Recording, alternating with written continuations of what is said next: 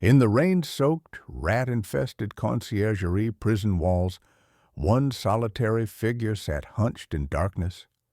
She who was once the most influential female in France was reduced to a quivering captive awaiting the certainty of death. That woman was Marie Antoinette, once the beaming symbol of monarchy and excess, now a mere name on the guillotine schedule. She had lived among royalty, dined beneath golden chandeliers, and commanded the focus of empires. But through revolutionary France's chaos, all that was ripped from her. Her collapse was not personal, it was devastating. The young bride who'd come to France from Austria with optimism in her heart would meet her sad demise atop a wooden platform to the wrath of an unrelenting, bellowing crowd. Her final 76 days in captivity would strip the trappings of royalty away from her and leave her bare in her naked humanity. This is more than the story of the execution of a queen. This is the story of how a revolution consumed its own symbols.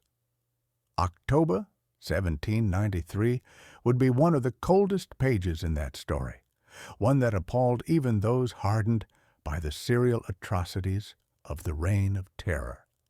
Marie Antoinette's final days were a demonstration of the bitterness and fury that had been developing for many years against the monarchy. It was not enough that the revolutionaries should be able to see the destruction of the monarchy. They must be able to witness it utterly destroyed, right down to the last kernel of royal blood. Her story is a reminder of how rapidly fame can evaporate and how ruthlessly power can be lost and destroyed. The Conciergerie, once home to thieves and ordinary felons, was now the squalid final residence of a queen who had once walked the gilded halls of Versailles. The contrast was extreme and deliberate. The revolutionaries wanted to proclaim no one, even the king, was out of the reach of the people. What's so horrible about Marie Antoinette's final act isn't really the physical suffering she endured. It's the emotional and psychological collapse she experienced as everything she knew fell apart. Her husband already dead, her children removed from her life, her friends banished, in prison, or dead. She was completely alone when she showed up at the Conciergerie. Eyewitnesses, from jailers to judges, observed a woman utterly transformed. The vibrant queen of yesteryear was lost, replaced by a thin, gaunt woman. She was a shadow of her former self, awaiting a death she could neither avoid nor delay. The mechanisms that led her to execution had long since been initiated, driven by years of economic devastation, dire social fissures, and swelling fury against the aristocracy. Marie Antoinette surpassed being a person. She became an icon for everything the revolution desired to eradicate: foreign interference, unrestrained privilege, and extravagance in the face of national hunger. She was executed not for what she had done, but for what she symbolized to a nation on fire.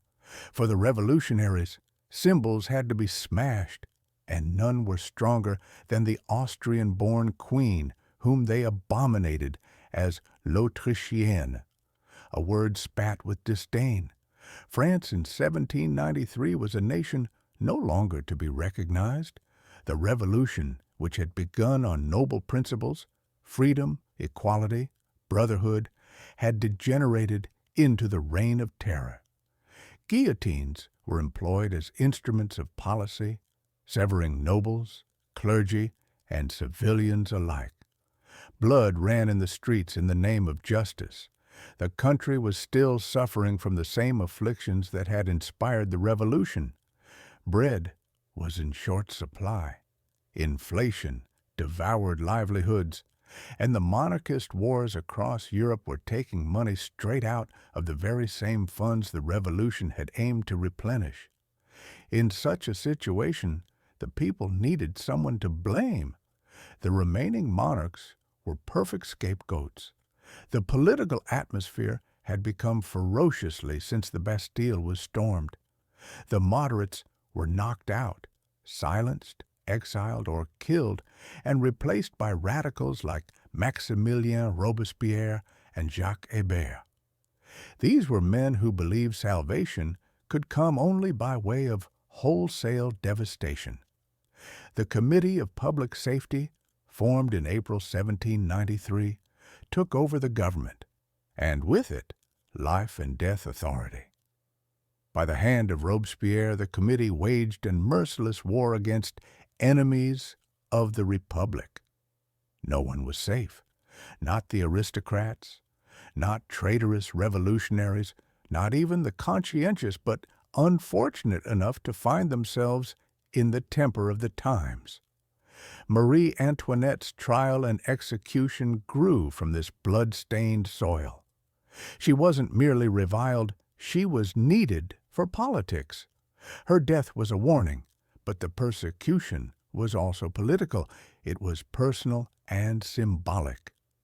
She was an Austrian princess, an alien, a foreign leech sucking off France. While France was fighting war against Austria and the other monarchies, the Queen was a living embodiment of betrayal. Years before she was arrested, a firestorm of propaganda had already prepared the public for her fall. Scurrilous pamphlets and deadly speeches portrayed her as greedy, heartless, and treasonous. By the time she went to trial, many believed she was guilty of everything: losses during war, empty shelves, and broken promises. The cultural climate served only to sharpen the blade. The revolution had abandoned Christian values like mercy and redemption for a new civic faith grounded in reason and virtue. Under this dogma, acting mercifully wasn't heroic. It was treachery. Mercy towards an enemy of the people was treason against France itself. And so, within the cold stone walls of the Conciergerie, on the Ile de la Cité, in the heart of Paris, Marie Antoinette waited to discover her destiny. The very same medieval passageways once ringing with royal edicts now whispered with the desperation of condemned captives. That was where the Queen, once enthroned over France, would be held up as an example to the world. The Conciergerie was no palace. Its dank stone walls and slim cells were built to hold thieves and common felons. Not a queen once lived among servants and blinding chandeliers. But on August 1st, 1793, Marie Antoinette was brought here, transferred from the Temple prison where she and her children had been incarcerated since the arrest of the royal family. This transfer changed everything. Although the Temple had still given a faint suggestion of family life, the Conciergerie was solitude, a bitter anticipation of trial and death in store for her. Marie was assigned to cell number 280, where she was to be accommodated in a scantily furnished room roughly 8 feet in length and 6 feet in width. The light came through a barred window. Her surroundings were stripped down to basics: a straw bed, a small table, a chair, and a screen offering little privacy from the watchful guards. Her tormentors were strictly forbidden by directive from permitting escape or attempted suicide, and they enforced their decree with merciless vigilance. She was watched at all times, never alone, never unsupervised. It wasn't security, it was psychological warfare. The damp, cold conditions soon caught up with her. After years of heat in the sumptuous private apartments at Versailles, her body could not adapt to the damp and cold of her new cell. Within days, she had developed a chronic cough, a harbinger of the physical breakdown that would plague her final few months. Her personal hygiene was a luxury she could no longer indulge. Sanitation was poor, and she bathed infrequently. Her dinners, which had once been such extravagant affairs with the delicacies, were now bitter in their simplicity. Breakfast was a cup of chocolate or coffee and bread. Lunch was watery soup and bread, and dinner didn't change much. For one who had been treated to Europe's finest cuisine, the change was bewildering. She lost weight with dizzying speed, and her once healthy color turned pale and sickly. But it was the solitude that hurt most. She had been taken away from her children, among them her tiny son, who remained in the temple under even more squalid conditions. She received no news of their well-being, no letters, no visits, not even the confirmation of knowing whether they lived or perished. The solitude was almost total. Visits were an exception and closely supervised. Her lawyer, Claude Chauveau-Lagarde, would later describe the profound sadness which descended upon her. She knew that there was no hope. The trial was no quest for truth. It was a ceremony to rubber-stamp an already predetermined execution. Even the guards, who had been indoctrinated to think of her as an enemy, could not help but be impressed by her dignity. She grumbled not at all. She thanked them for the smallest courtesy. Her nobility had not vanished. It had simply taken on a new form, grace under siege. Marie Antoinette was removed from her cell on the 12th of October, 1793, to be tried by the Revolutionary Tribunal, a court that was not designed for justice, but for speed and effect. Her trial is the most egregious perversion of justice in all history, a ghastly shadow play in which the verdict had been written out before there had been one word of accusation. The charges against her were a mixture of political convenience and pure fantasy. She was accused of conspiring with foreign nations, betraying the French people, and corrupting her own son, the Dauphin. But the most vile charge was one of incest with her son, Louis Charles, a charge so disgusting that even some within the Revolution shuddered at its speaking. Most of the so-called evidence came from witnesses who were eager to save their own necks. Ex-servants, guards, and friends gave evidence under torture. Their statements were riddled with rumors, exaggerations, and bare-faced lies. The rule of law of a fair trial had long since been abandoned. Her attorney, Claude Chauveau-Lagarde, had but a day to prepare her defense. He was refused access to crucial documents or helpful witnesses. Every attempt to challenge the prosecution's story was cut off and dismissed.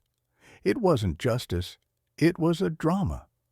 And like any drama, there was an audience. The courtroom was packed with people who had come to see the Queen humiliated. Some had waited for hours for a glimpse of her shame, applauding each accusation and booing each word said on her behalf. The courtroom had the feeling of a coliseum, the trial a public execution in slow motion. But through it all, Marie Antoinette was serene. Eyewitnesses described her as pale, obviously ill, but unbroken. Even when faced with the worst of the accusations, including incest, she replied with quiet defiance. Her response, "Nature itself recoils from such a charge," left the courtroom in temporary shock. But poise would not spare her. The outcome was never in doubt. The trial was not a trial of her guilt or innocence. It was a trial of revenge. It was a trial of showing the people that no one, not even a queen, could escape revolutionary justice.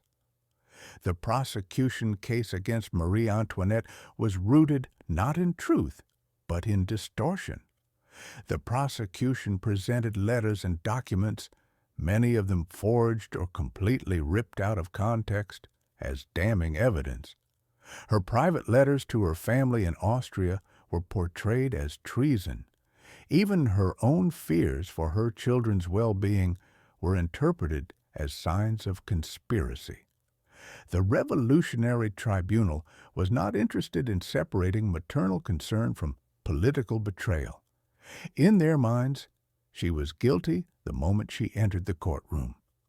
On October 15th, after just 2 days of trial, the verdict was swift.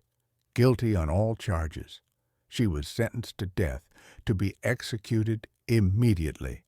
Even a few of the revolutionaries were taken aback by the speed of the verdict. But in truth, the trial had never been about justice.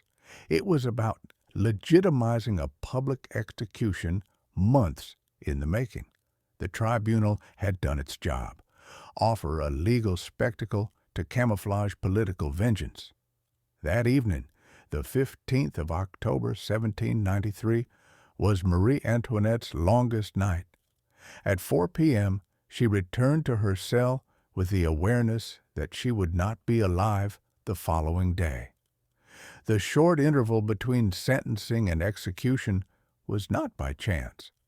The authorities were afraid that sympathy, even rescue attempts, would ensue if she lived too long. In the darkness of her final night, Marie wrote a final letter to her sister-in-law, Madame Elisabeth. Though it was never dispatched, the letter is one of the most poignant descriptions of her final hours. In it, she forgave those who had condemned her and prayed for peace in a nation bathed in blood. Even in the face of hatred, she clung to her faith. The guards later described her calmness, her dignity.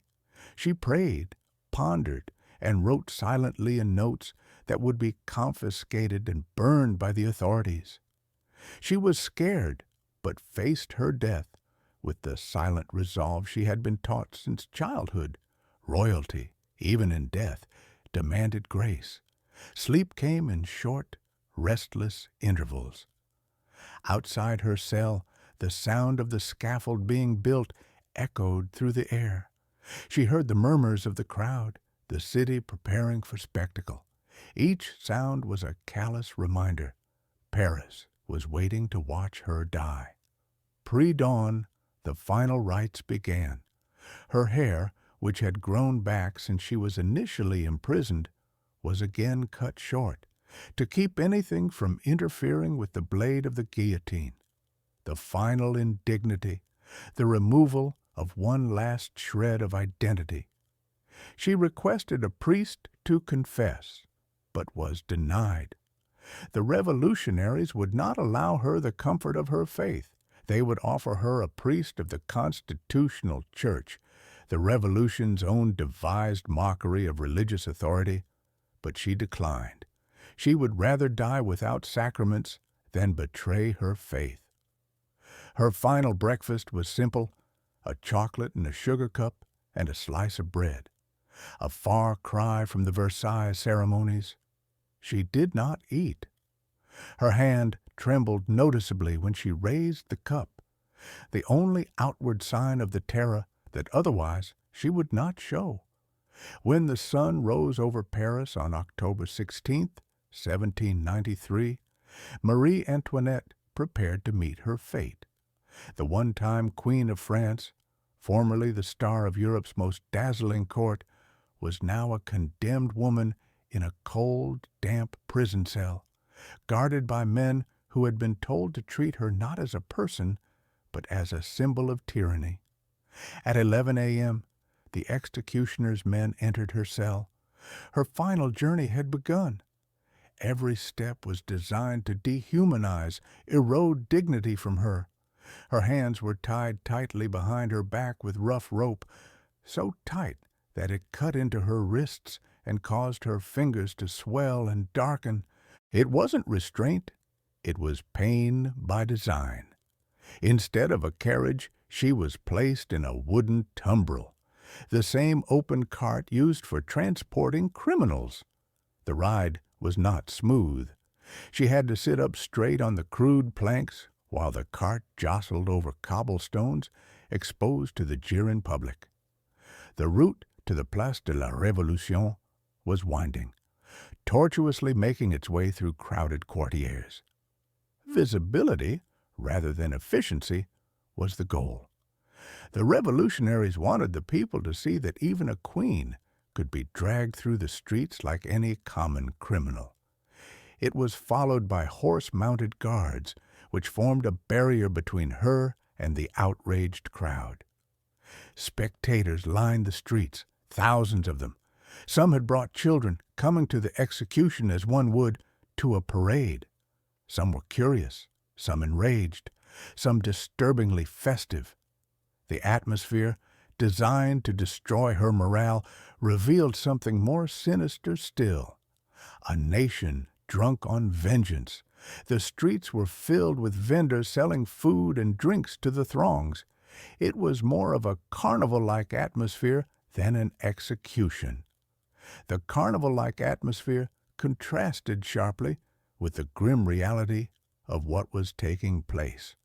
Marie Antoinette, however, conducted herself with dignity in the midst of this mayhem.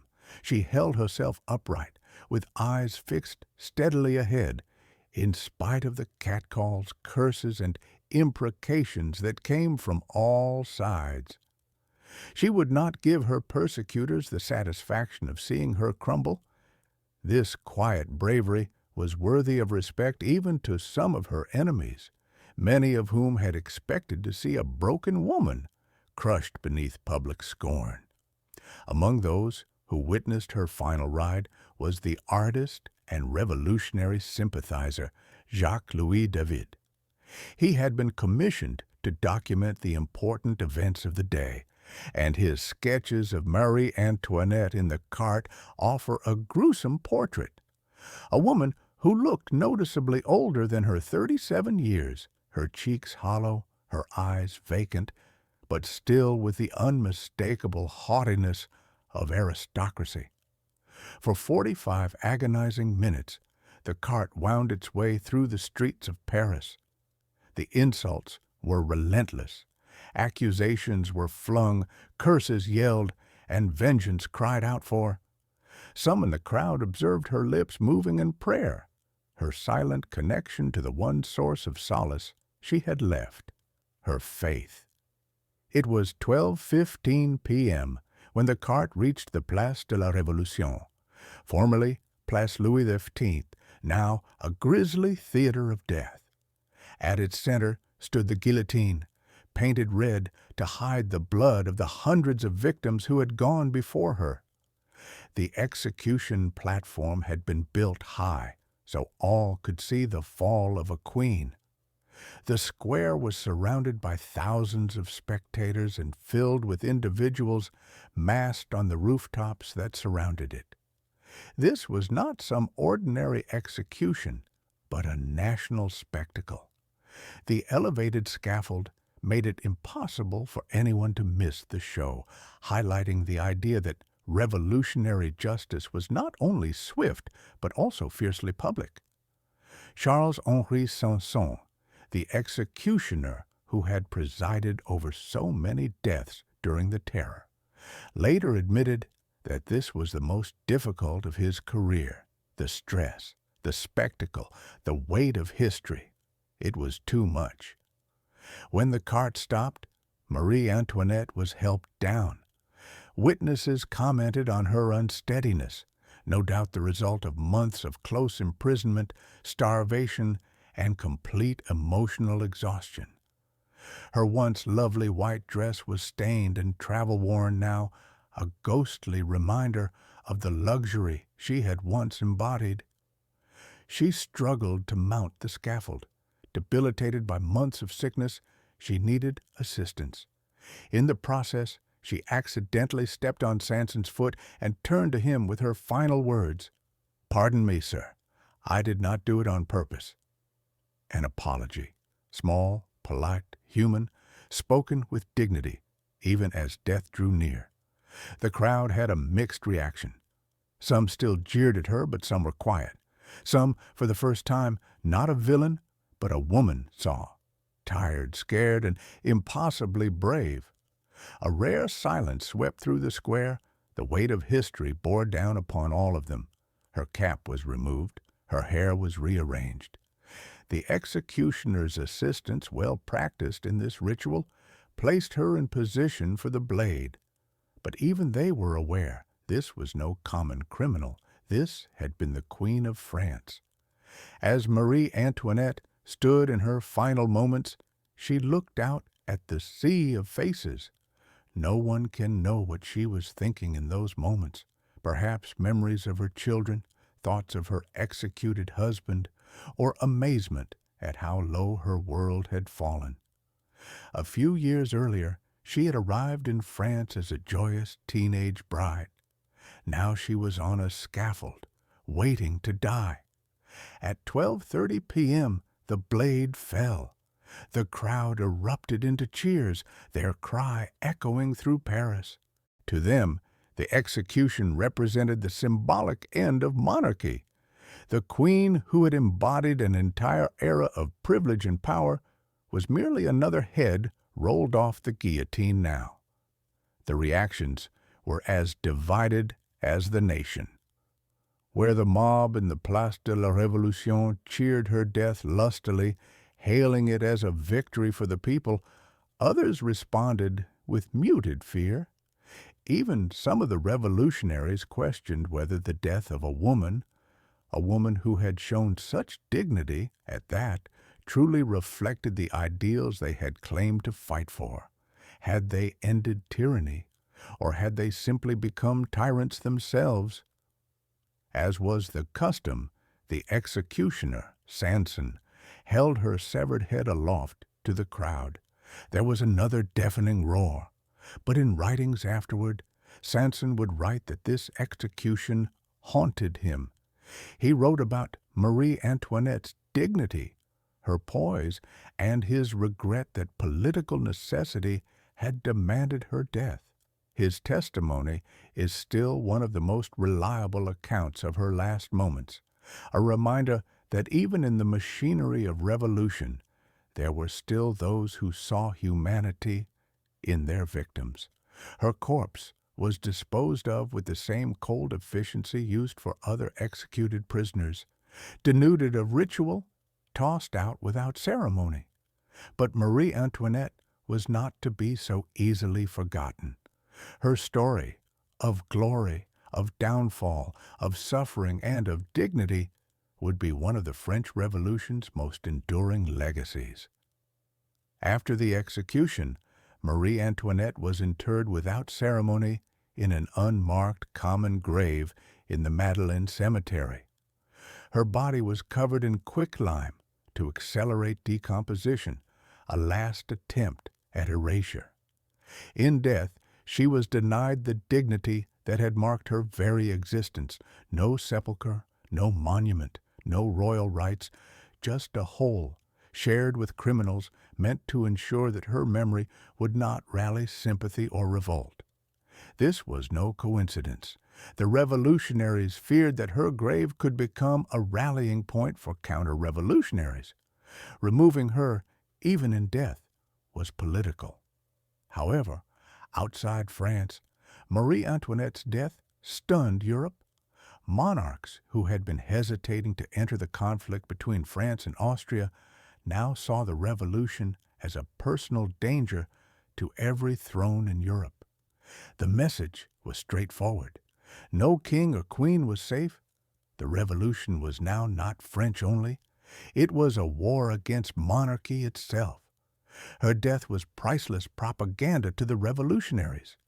It was proof that no one, not even a queen, could escape revolutionary justice. That victory was fleeting, though. Her death marked the beginning of an even darker, more violent era. The revolution fell further into chaos, and many of those who had condemned her to death would be at the mercy of the same guillotine soon enough. The impact of her death varied across France. To the urban poor, the worst off under the Ancien Regime, her execution was a justice long awaited. To the peasants, it was symbolic rather than personal. To the remainder of the aristocracy and clergy, it was a terrifying warning of what they might anticipate. Her children were turned into pawns in the ongoing political conflict. Her son, Louis Charles, King Louis XVII to royalists, was imprisoned under harsh conditions. He died 2 years later in 1795, a lonely, broken child.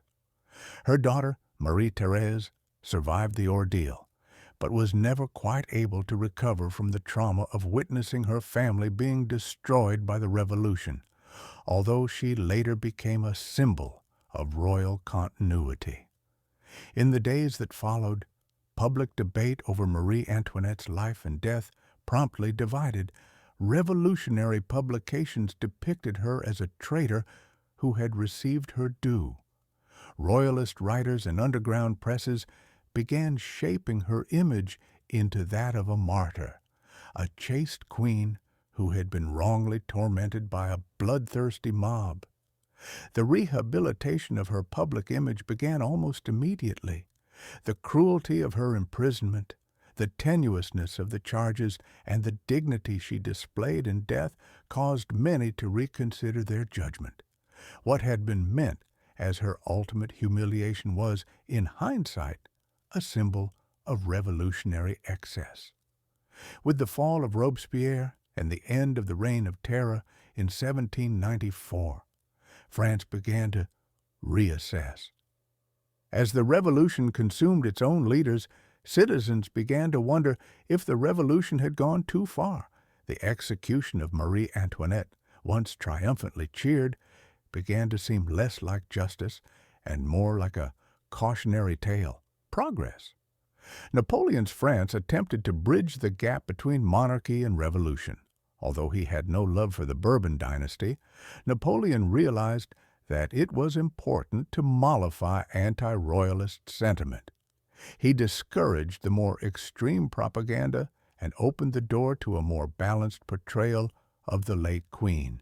The restoration of the Bourbons in 1814 brought more formal rehabilitation. Louis XVIII, the brother of the guillotined Louis XVI, ordered that the remains of both king and queen be dug up and reburied with full honors at the Basilica of Saint-Denis, the traditional burial place for French monarchs. It was a restoration not only of body, but of reputation. During the 19th century, Marie Antoinette's life excited the imagination of romantic writers and artists. Her young age, beauty, foreign origins, and tragic fate made her an ideal figure for melodramatic plays, paintings, and novels. These works preferred emotional effect to historical fact, and they tended to depict her as a pure, innocent victim of merciless fate. But as historical research evolved during the late 19th and early 20th centuries, a more nuanced portrait emerged. Serious historians started to move beyond the propaganda, both from her adversaries and from her supporters, and focused on documented fact. They revealed a far more complex woman, politically flawed certainly, but neither the villain of revolutionary propaganda nor the angelic martyr of royalist wishful thinking. Feminist historians in the 20th century brought new perspectives.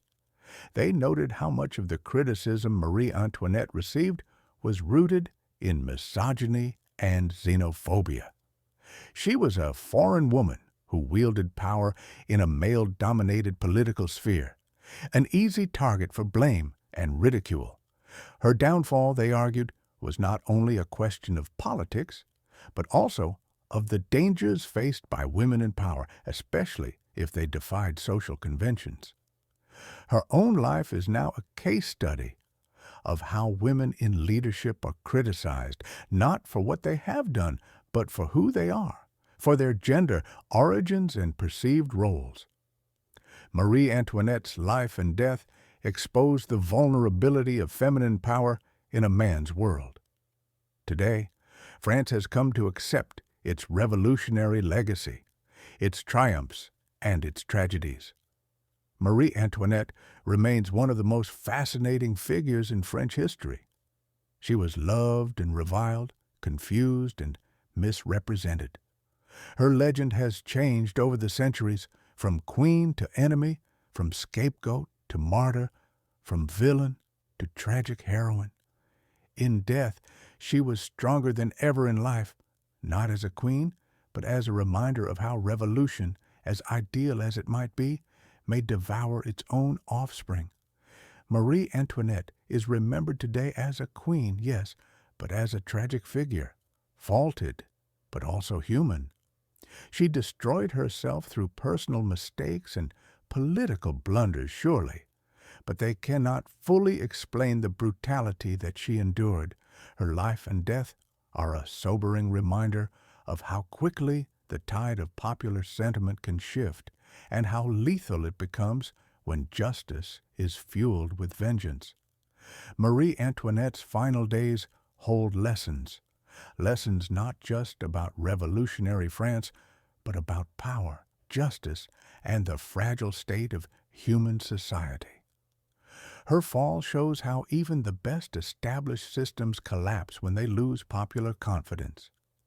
But it also shows the destructive cost of resorting to violence to manipulate political change. The woman who had perished on October 16, 1793, was simultaneously a symbol of a decaying monarchy and a mother, a widow, a prisoner, whose agony moved even those responsible for tearing her apart. Her trial uncovered one of the age's own constant menaces. When politics turns courts into tools rather than seekers of truth, justice is a farce. The revolutionary tribunal that sentenced her did not just fail her. It established precedents for future show trials everywhere in the world, where verdicts are decided even before trials can begin. But amidst this unfairness, Marie Antoinette never lost her calm.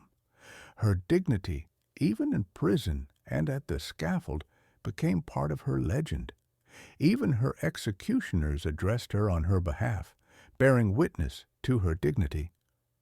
In the end, it was not how she lived queen that would decide how she would be remembered, but how she died, with courage and with silence. Her assassination had consequences that extended far beyond France. It helped trigger decades of war across Europe and wiped out any illusion that revolutionary violence would remain contained. Monarchies across the continent, previously indifferent to the French Revolution, now saw the revolution as a threat to their own survival. But perhaps the most lasting legacy of her death will be the manner in which her tale was told. Two competing narratives of a ruthless foreign queen or a martyred saint saturated public opinion. Her life was a battleground on which each side inscribed their interpretation of reality. It's a powerful lesson. History isn't created by what transpires, but by whose account it is told. And when political necessity dictates those stories, truth suffers. Above all, the story of Marie Antoinette serves as a warning. It shows us what can happen when justice is replaced by spectacle, when fear is given precedence over mercy, and when political passion turns citizens against each other. The throngs that applauded her execution weren't monsters. They were ordinary citizens, swept up in the tide of anger, hunger, and propaganda. Their thunder was an expression of a people who had lost their conscience in the pursuit of justice. But the revolution that swallowed her whole would devour many of her leaders in the near future. Violence, once legitimized, became spiraling. The guillotine that took the Queen's life would take the lives of those who invented it to take it.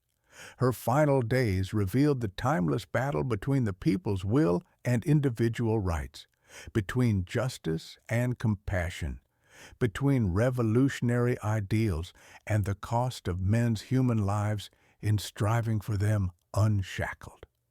The death of Marie Antoinette was not merely that of a queen, it was the point society crossed, a line of no return where ideals were being pursued so relentlessly that the humanity behind them was lost. And in that moment, the revolution lost not just its queen, but part of its soul.